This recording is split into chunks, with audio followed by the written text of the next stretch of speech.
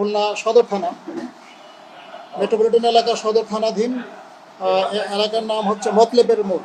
মতলবের মোড় এলাকায় একটি গুলির ঘটনা ঘটে। আমরা তাৎক্ষণিক খবর পাওয়ার পরে ওই সময়ই ওখানে ছুটে যাই এবং ছুটে যেয়ে দেখে তাৎক্ষণিকভাবে যে বিষয়টি জানতে পারি যে ওখানে হক হাওলাদার, আমরা হাওলাদার হিসেবে ওর নামটা জানতাম আর কি তখন। পরবর্তীতে ওর পুরো নাম পাওয়া যায় হলো আব্দুল হক হাওলাদার।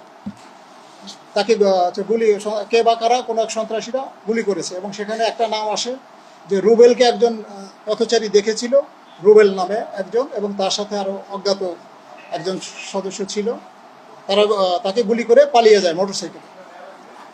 এই খবর পাওয়ার পরে এবং যে আহত ব্যক্তি আব্দুল হক হাওলাদারকে তাৎক্ষণিকভাবে হসপিটালে ভর্তি করা হয় এবং উন্নত চিকিৎসার জন্য, তার অবস্থা ক্রিটিক্যাল হওয়ায় উন্নত চিকিৎসার জন্য সে এখন বর্তমানে ঢাকাতে চিকিৎসাধীন রয়েছে।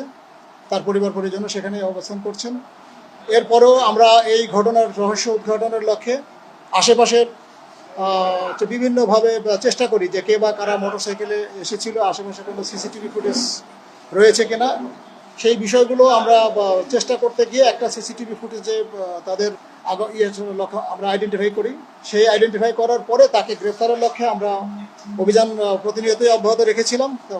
তারই ধারাবাহিকতায় গতকাল রাতে আমরা এই গ্রেফতারকৃত ব্যক্তি রুবেল, ওর নাম ভালো নাম হচ্ছে হলো শিবলি হোসেন ওরফে রুবেল, ওর একটা অবস্থান আমরা শনাক্ত করার পরে দেন আমরা স্থানীয় থানা প্রশাসনের অর্থাৎ একটা পার্টি, অর্থাৎ খুলনা মহানগর এলাকার সদর থানার একটা টিম এবং আমাদের ডিবির টিম, চৌকশ একটা টিম, এরা যৌথভাবে একটা অভিযান পরিচালনা করে রুবেলকে আমরা হেফাজতে নেই এবং তার কাছ থেকে তার দেখানো মতে তাদের পক্ষ থেকেই আমরা একটি আগ্নেয়াস্ত্র উদ্ধার করি।